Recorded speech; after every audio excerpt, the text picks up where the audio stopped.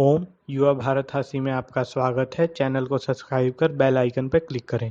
आहार विहार सेवी समीक्षकारी विषये स्वसप्तः दाता समः सत्यपरः क्षमावान् आप्तोपसेवी च भवत्यरोगः।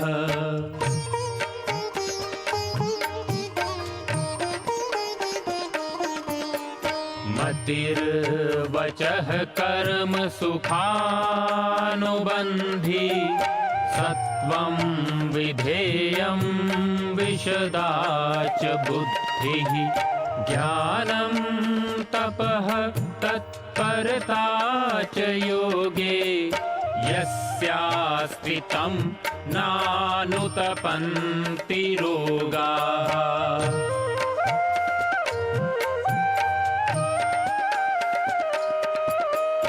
योगेन चित्तस्य पदेन वाचां मलं शरीरस्य च वैदिकेन योपाकरोतं प्रवरं मुनीनां पतञ्जलिं प्राञ्जलिरानतोऽस्मि पतञ्जलिं प्राञ्जलिरानतोऽस्मि पतञ्जलिं प्राञ्जलिरानतोऽस्मि।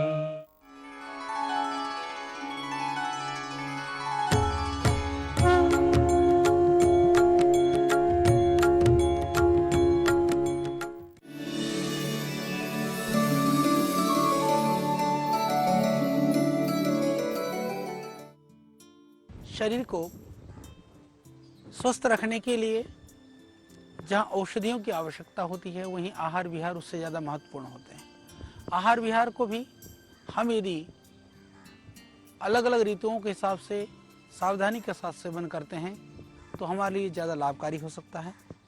हम चर्चा कर रहे हैं अभी अपने ऋतु के अनुसार ऋतुचर्या के विषय में कि कैसे हम आहार विहार लें। हम बात कर रहे हैं ग्रीष्म ऋतु की।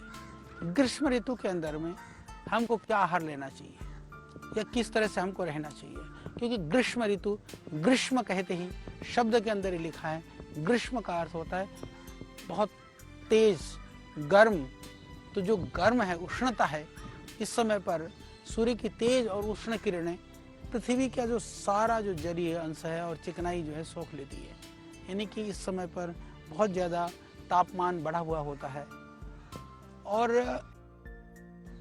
पृथ्वी का तापमान सडनली एकदम बढ़ने लग जाता है और ऐसा लगता है पूरे शरीर में और कई जगह पर तो ऐसा लगता है कि मानो सूर्य जो है वह एकदम ही धरती पर उतर आया हो।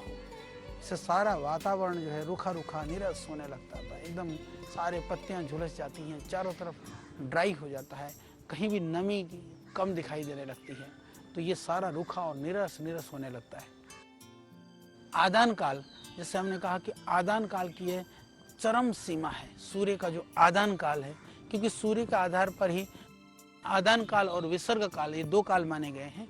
तो आदान काल प्रारंभ तो होता है जनवरी से शुरू हो जाता है आदान काल, पर वो जुलाई तक चलता है। तो ये आदान काल का एक चरम समय होता है ये जो ग्रीष्म ऋतु के अंदर में। इस समय पर गर्मी और लू का प्रभाव प्राणियों पर नहीं, आपने देखा होगा कि गर्मी से पेड़ तक झुलस जाते हैं, यानी कि पेड़ पौधों तक भी, वनस्पति जगत तक भी, यहाँ तक कि इस गर्मी में नदी, नाले, कुएं, तालाब ये सब भी सूख जाते हैं, पूरी तरह से वो सूखे सूखे हो जाते हैं।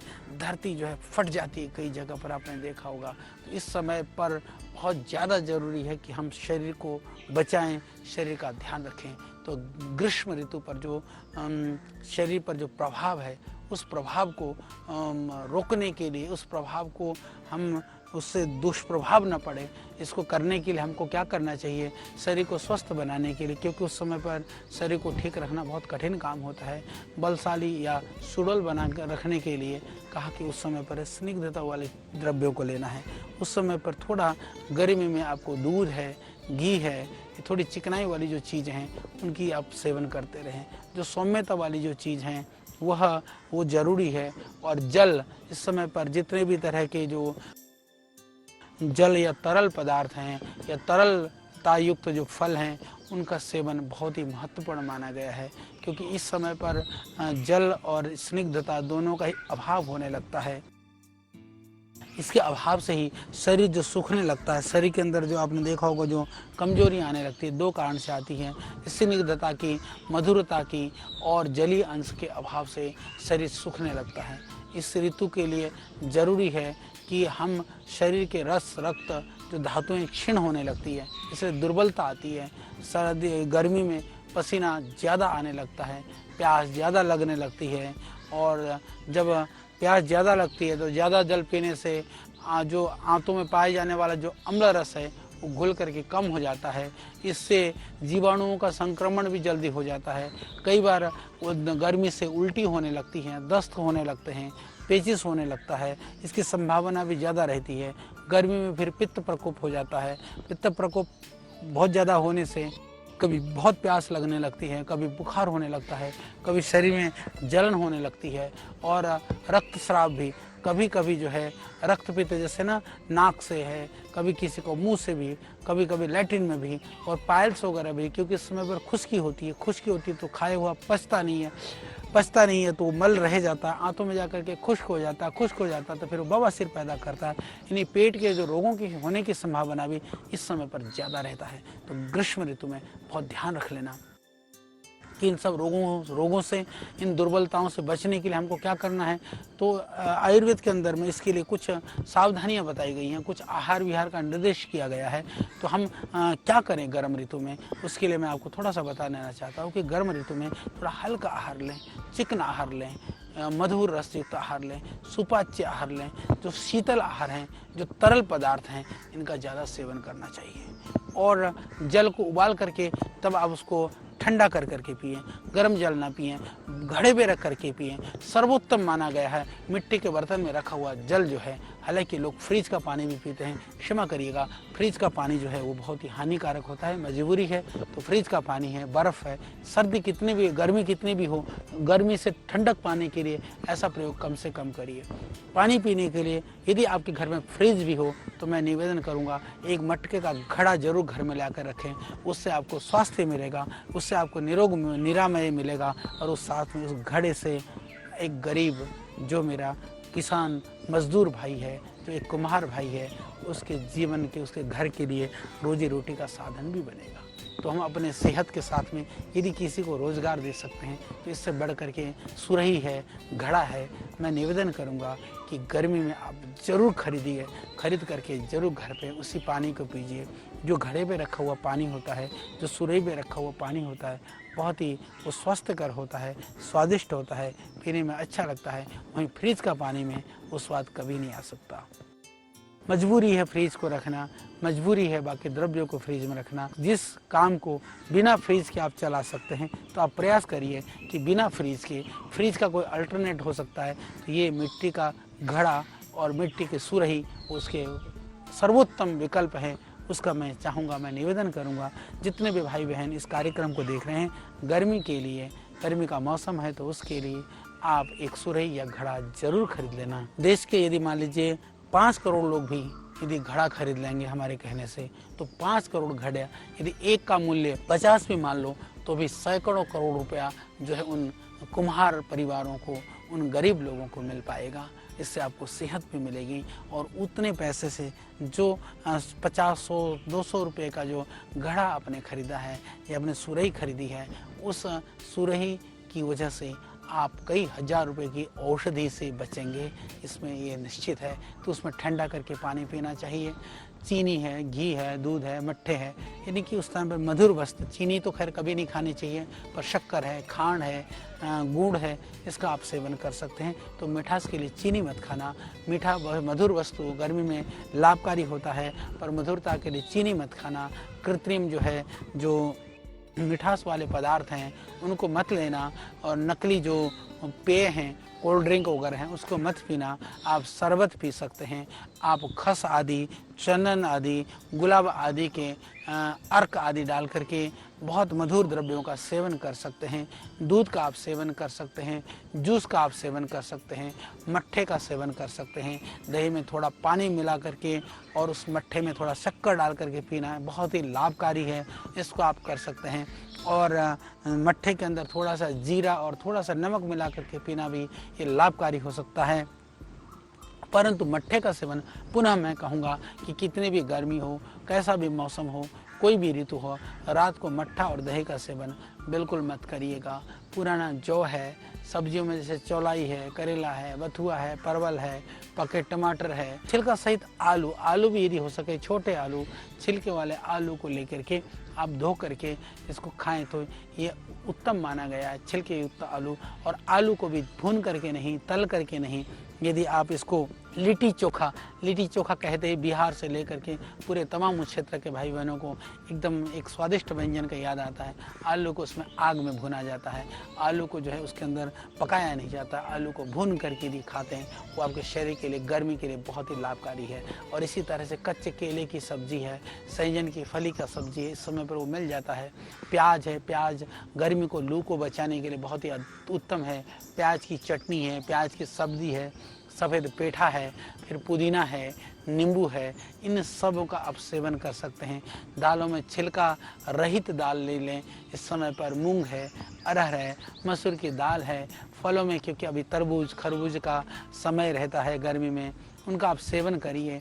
मीठा अभी आम आता है गर्मी में, आम का सेवन करिए।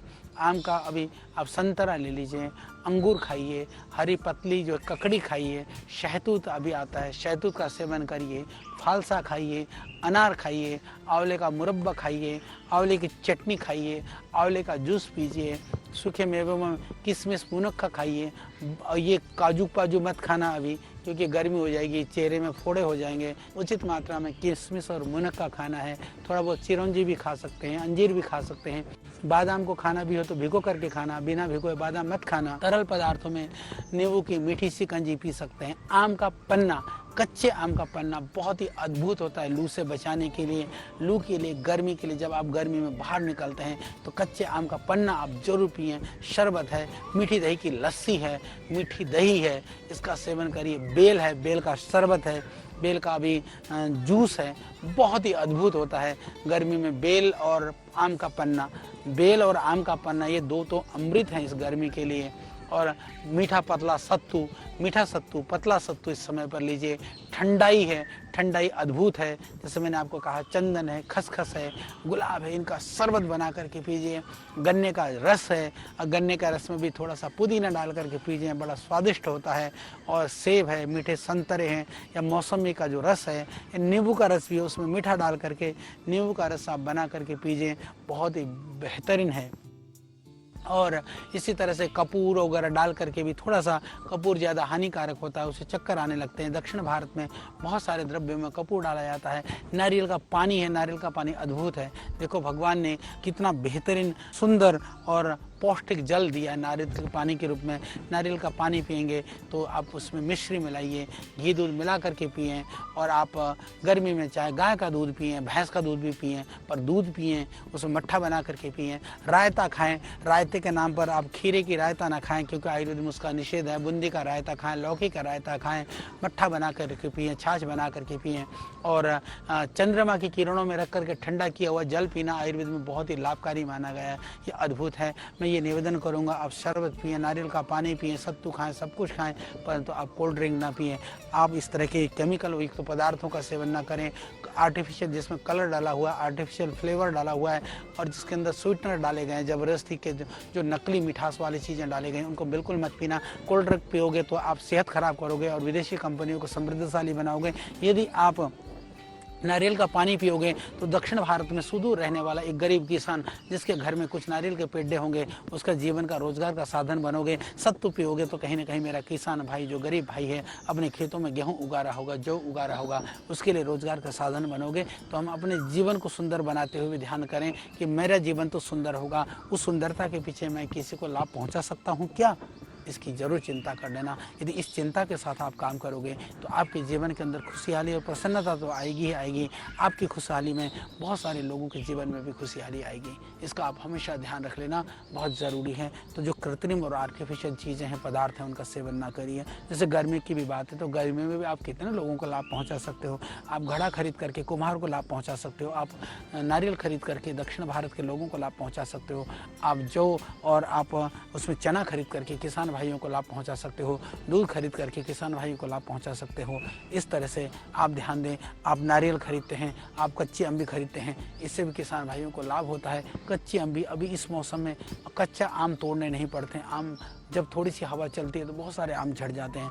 पेड़ों में जितना आम आता है उसके 1/4 भी बाद में नहीं रहते हैं, तो वो 2 भाग, आधा तिहाई जो भाग आम धरती में गिरता आता है। ये मौसम में जो सहज रूप से उपलब्ध हैं उनका आप ज़रूर आम का पन्ना बना करके सेवन करिए। आम की मीठी चटनी भी लाभ करती है, उसको भी खा सकते हैं, परंतु पन्ना ज़्यादा लाभकारी है। जलीय पदार्थ, जैसे मैंने कहा, जिसके अंदर तरल पदार्थों का ज़्यादा सेवन करें जितना भी हो सकता है। और अरहर की दाल खाएंगे तो घी जरूर डाल लीजिएगा। अरहर जो है खुश्क होती है।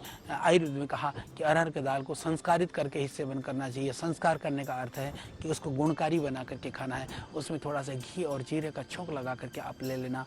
और बात आती है रसायन की।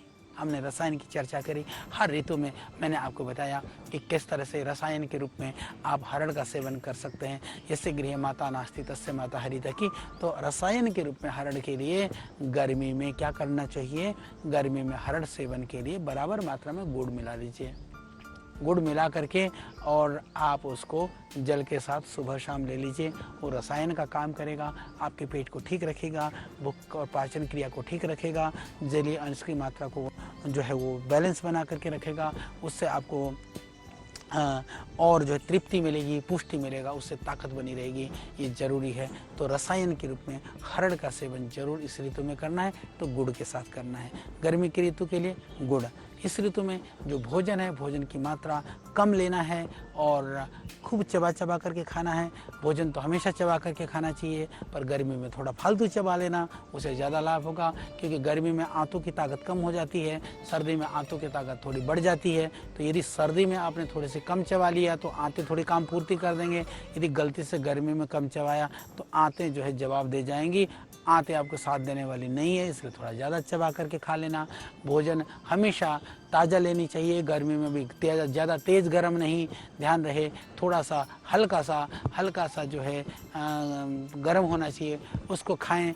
और दूसरी बात मैं निवेदन करना चाहूँगा कि गर्म भोजन के साथ में ठंडी चीज़ें न खाएं। खाना खाने के लिए बैठें, भोजन के साथ गर्मी का मौसम है तो थोड़ा सा जल आप पी सकते हैं, परंतु ज़्यादा ठंडा जल नहीं पीना है, इसका आपको ध्यान रखना है। इसी तरह से फ्रिज में रखा हुआ भोजन या जल आपको नहीं लेना है। फल आदि फ्रिज में रखे हुए हैं तो ध्यान रख लेना कि उसको बाहर निकाल करके जब वो नॉर्मल टेम्परेचर में आ जाए तो ही आपको लेना है। फिर आप कहेंगे कि फ्रिज में रखी हुई चीज़ नॉर्मल टेम्परेचर में आ जाए तो हम आइसक्रीम का क्या करें? नॉर्मल टेम्परेचर में आ जाएगा तो आइसक्रीम पिघल जाएगा। तो उसके लिए मेरा निवेदन है कि आइसक्रीम भी खाना खाने की कुछ देर बाद खा लेना, पर आराम से खा लेना, दांतों में लगे नहीं, दांतों और आंतों को नुकसान न हो, उस तरह से कभी कभी खा लेना।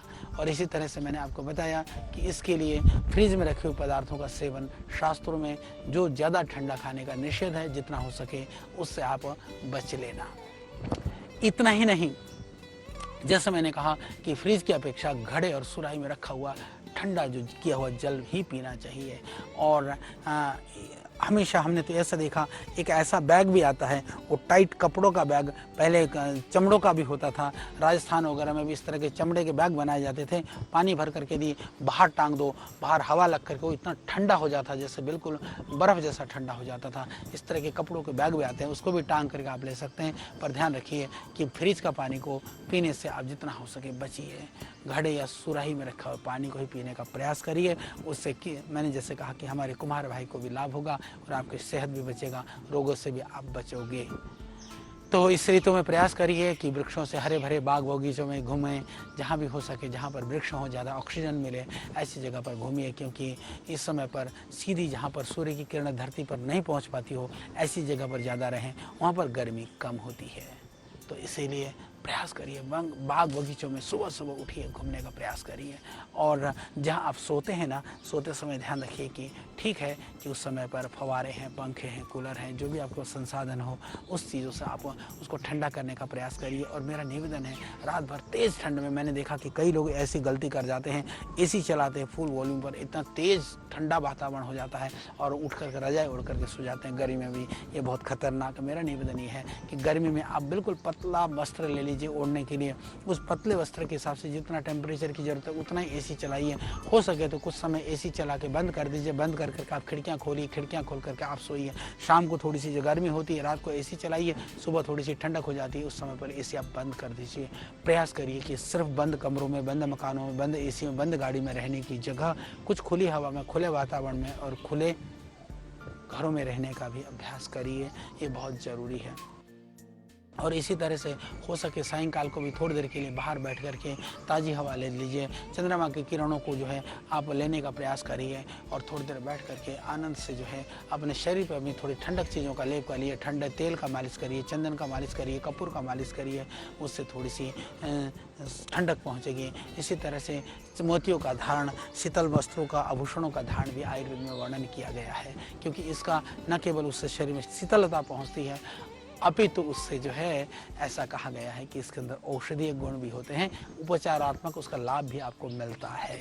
और इसके अतिरिक्त जो है आप समझिए कि जो पित्त को बढ़ाने वाले, गर्मी को चीज़ करने देने वाली चीज़ हैं उनसे आप बच करके रहिए। और रक्त के जो शोधन करने वाली चीज़ हैं उनको आप सेवन करिए। और नाक और मसूड़ों में होने वाले रक्तस्राव को रोकने की क्षमता जो है तुलसी, ये सब मोती आदि द्रव्यों में होता है, तो ये जो शीतल द्रव्य हैं उनका सेवन करिए। और ये तुलसी वगैरह जो मोती वगैरह, क्योंकि मोती जो है शीतल होने की वजह से वह आपके शरीर को बल भी देता है। और बिस्तर पर जैसे ऐसा कहा कि गर्मी के अंदर जो है कमल है, केले के पत्ते, इनको बिछाने के लिए भी विधान किया गया है। केले के पत्तों में भोजन खाने की परंपरा तो दक्षिण भारत में है, पर यदि आप गर्मी के मौसम में केले का पत्ते भी आप चादर के नीचे बिछा करके सोते हैं तो उससे इस शरीर के लिए लाभकारी माना गया है, गर्मी का शमन करने वाला माना गया है। और इसमें कमल के पत्ते, केले के पत्ते वगैरह भी बिछाने के लिए कहा है। और गर्मी में ध्यान रहे, बिछाते समय जिस कपड़े को आप बिछा करके सोते हैं वो सूती कपड़े का ही होना चाहिए, कॉटन का ही होना चाहिए। उसके अंदर आर्टिफिशियल या पॉलिस्टर या बने हुए जो कृत्रिम आजकल के कपड़े होते हैं यदि ना हो तो अच्छा है। और बाहर धूप में नहीं घूमें, यदि सीधे धूप ना पड़े तो ज़्यादा अच्छा है। यदि जाना भी पड़े तो पैरों में जूते होना चाहिए, सर ढका हुआ होना चाहिए, छाता लेकर के घूमना चाहिए, ऐसा आयुर्वेद में लिखा है। ये मैं आयुर्वेद की बात आपको बता रहा हूँ। घर से निकलते समय पानी पी करके ही निकलना चाहिए और बिना पानी पिए नहीं निकलना चाहिए, उससे लू नहीं लगती है। यदि बाहर से घर में आ रहे हैं तो आते ही पानी नहीं पीना चाहिए। कृपया बाहर से आते ही, गर्मी से आते ही जो है आप बिल्कुल भी आप पानी नहीं पीना। जब आपका टेम्परेचर नॉर्मल हो जाए तो ही आपको पानी पीना चाहिए। और यदि बाहर तो जाना नहीं, रात को जाना भी पड़े तो रात को भी थोड़ा थोड़ा बीच बीच में पानी पीते रहना। इससे वात और कफ दोष प्रकोपित नहीं होते हैं, कब्ज भी नहीं रहता है। और गर्मी में विशेष करके हो सके तो रात को भोजन बिल्कुल भी मत करना, रात को खाना खाना ही नहीं चाहिए। सूर्यास्त से पहले खाइए, सूर्यास्त के बाद भी खाना हो तो थोड़ी सी खिचड़ी या थोड़ा सा कोई हल्का फुल्का भोजन ही लेना, ज़्यादा भोजन नहीं लेना। और इसमें जो बहुत ज़्यादा सावधानी की आवश्यकता है गर्म ऋतु के अंदर, मैं आपको उसको बताने का प्रयास करता हूँ कि जैसे ज़्यादा गर्म प्रकृति के जितने भी चीज़ हैं, ज़्यादा खट्टी चीज़, जैसे कहा कि आम का पन्ना थोड़ा खट्टा होता है पर पानी मिला करके ले लें, सीधे खट्टी चीज़ों को ना ले लें। ज़्यादा चरपरे मिर्च मसाले, ज़्यादा नमक वगैरह ना ले लें। ज़्यादा कशीले पदार्थों का भी सेवन नहीं करना चाहिए। और भारी भरकम तली हुई चीज़ें तो कतई भी नहीं खानी है। मिर्च, लहसुन और ये सब, ये जो उड़द की दाल वगैरह, जो बहुत ज़्यादा खट्टी चीज़ वगैरह, बैंगन बुंगन तो नहीं खाना है। शहद भी गर्मी में हालांकि ठंडे पानी में मिला करके सेवन कर सकते हैं और शहद का सेवन भी बहुत ज़्यादा नहीं करना है। औषधि के रूप में, अनुपान के रूप में ही शहद को लेना है। बाज़ार में बिकने वाली चाट, चटनी और खोवे, मेवे, ये सब हानिकारक हैं। गर्मी में तो बिल्कुल भी नहीं लेना। और जल को गलती से भी एक बार में दबा करके नहीं पीना। दिन में थोड़ी थोड़ी देर में पानी पीते रहना है। छाछ वगैरह को जब बार बार आप ले सकते हैं। विरुद्ध आहार का सेवन नहीं करना और एकदम ठंडे वातावरण से निकल करके गर्मी में मत आना, गर्मी से निकल करके ठंड में मत जाना और पसीना सूखने के बाद में सामान्य टेम्परेचर होने के बाद भी जल पीना। जैसे मैंने कहा फ्रिज का पानी मत पीना, यदि पीना भी पड़े तो थोड़ा सा पानी मिला करके नॉर्मल थोड़ा सा ठंडा कम होने के बाद ही पीना। मद्दे और मांस आदि का सेवन कतई भी मत करना, मांस डाइजेस्ट होगा नहीं होगा तो आंतों में सड़ेगा तो बीमारी पैदा करेगा। मद्दे का सेवन भी निश्चित रूप से नहीं करना चाहिए। और इस समय पर जो है ग्रीष्म ऋतु में इस बचने के जो उपाय हैं मैंने आपको बता दिया है, क्योंकि धूप में भी ज़्यादा नहीं घूमना है, नंगे पाँव नहीं घूमना है, नंगे सिर नहीं रहना है। यदि इस चीज़ों का आप ध्यान रखते हैं तो आप गर्मी से बचे रहेंगे। गर्मी में भी आप अपने सेहत को ठीक बना पाएंगे। उस समय पर आपको ज़्यादा व्यायाम भी नहीं करना है, मल मूत्र का बिल्कुल भी नहीं करना है। उस समय पर ध्यान रखिए, गर्मी की ऋतु में थोड़ा सा ब्रह्मचर्य, सदाचार, संयम की भी आवश्यकता है। इसलिए स्त्री प्रसंग से भी ग्रीष्म काल में बचना चाहिए। आयुर्वेद के अनुसार ग्रीष्म ऋतु में स्त्री प्रसंग का सर्वथा निषेध किया गया है। नहीं हो सके तो भी यथासंभव संयमित रहने का आपको ज़रूर प्रयास करने चाहिए। इस तरह से ग्रीष्म ऋतु को भी आप आफत की, मुसीबत की ऋतु नहीं, लाभकारी ऋतु बना सकते हैं। जिन चीज़ों की हमने चर्चा की, जरूर उन बातों पर आप ध्यान रखिएगा। ऋषियों के ज्ञान से लेकर प्रकृति के वरदान तक, आयु के विज्ञान से लेकर आयुर्वेद के सिद्धांत तक, प्राचीन चिकित्सा पद्धति के हर पहलू का प्रासंगिक विवेचन। ऋषिकल श्रद्धेय आचार्य बालकृष्ण जी द्वारा सरल भाषा में स्वरचित सृजन, हिंदी, अंग्रेजी सहित विश्व के 70 से अधिक भाषाओं में लाखों की संख्या में प्रकाशित बेस्ट सेलर अद्वितीय ग्रंथ आयुर्वेद सिद्धांत रहस्य आज ही घर लाएं।